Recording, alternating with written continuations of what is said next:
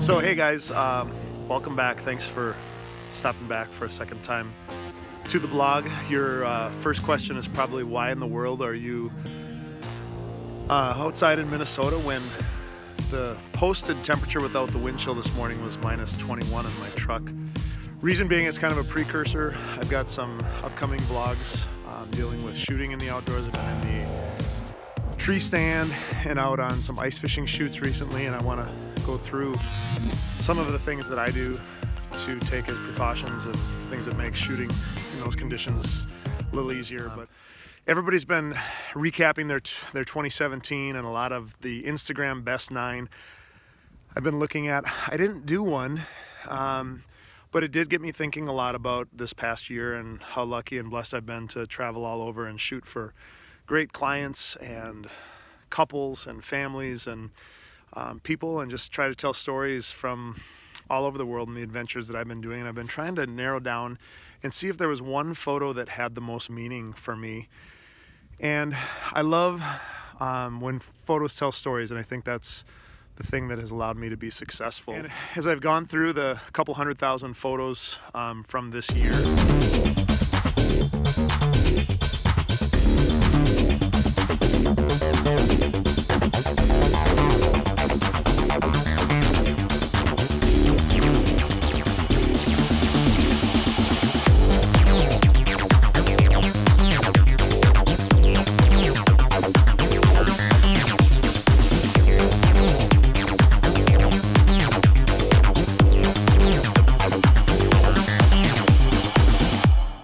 the one that I ultimately chose, I think, does have an incredible story, and it's actually the second photo from a series from my time in Africa working with Simba Ministries at St. Jacob's School in rural Kenya.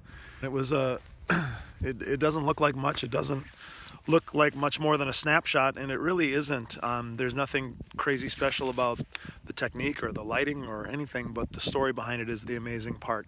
And this is a story of Gabriel, and it's actually the second photo in a series from the year before, from the work that I've been doing with Simba Ministry in Kenya, which has been a blessing in itself, and a whole nother series of vlogs where I could talk about what's been happening there. But the story of Gabriel is an amazing one.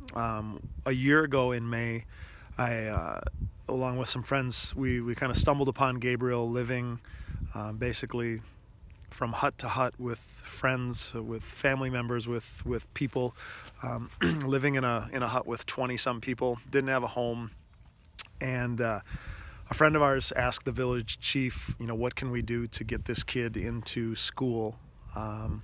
So she agreed to sponsor Gabriel through Simba, which was about a $400 a year commitment, and it gave Gabriel a place to live. It found out that Gabriel's mom had abandoned him on the side of the road, basically, in rural Kenya, and he didn't have a place to live, didn't have a family, didn't have food, and was just making his way around, basically a homeless little kid at age 3.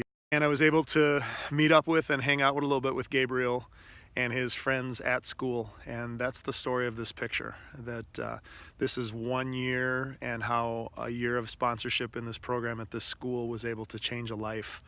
Not only did he get a name, he had a new life. And if you can't tell by the joy in his face in this photo, that's a life-changing moment for him, and I'm grateful that I was able to capture it and be a part of that ministry and the story that's being told there through St. Jacob's School and through Simba Ministries in Kenya. So now the irony with this vlog is that I did come back out partway through.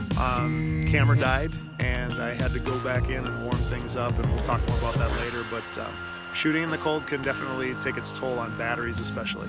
And so thanks again for stopping by for this one, and I look forward to catching up again soon.